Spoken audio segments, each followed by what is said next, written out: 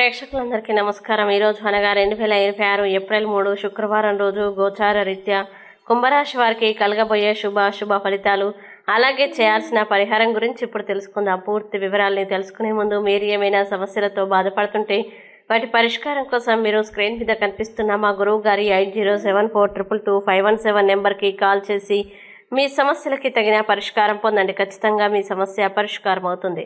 అలాగే మీరు మొదటిసారి మా ఛానల్ని చూస్తున్నట్లయితే వెంటనే సబ్స్క్రైబ్ చేసుకోండి.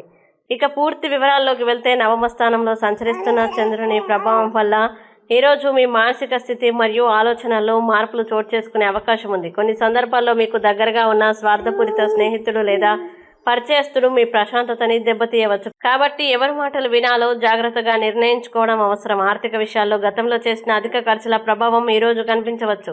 డబ్బు అవసరమైన సమయంలో అది అందకపోవడం వల్ల కొంత అసౌకర్యం కలగవచ్చు. కాబట్టి ఇకపై ఖర్చుల్ని నియంత్రించడం చాలా ముఖ్యం. ఇతరులకి మీరు ఇచ్చే సలహాలు ఎంత ముఖ్యమో మీరు కూడా ఇతరుల సలహాల్ని వినే విధంగా ఉండాలి. పరస్పర అవగాహనతో వ్యవహరిస్తే సమస్యలు తగ్గుతాయి. ప్రేమ విషయాల్లో ఈరోజు ప్రత్యేకత ఉంటుంది.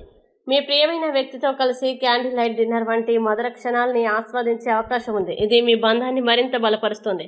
ఉద్యోగం లేదా వృత్తిపరంగా ఎంత పని ఒత్తిడి ఉన్నప్పటికీ మీరు ఉత్సాహంగా పనిచేస్తారు. మీ పనుల్ని సమయానికి ముందే పూర్తి చేసి మంచి గుర్తింపును పొందగలుగుతారు. అయితే కొన్నిసార్లు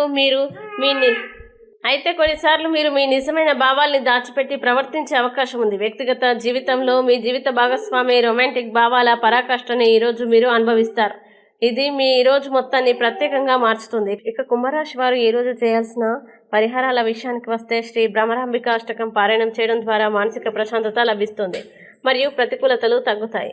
ఈ వీడియో మీకు నచ్చినట్లయితే లైక్ చేయండి, మీ స్నేహితులతో షేర్ చేయండి. ఇలాంటి మరిన్ని రాశి ఫలాల కోసం మా ఛానల్ ఇప్పుడే సబ్స్క్రైబ్ చేయండి.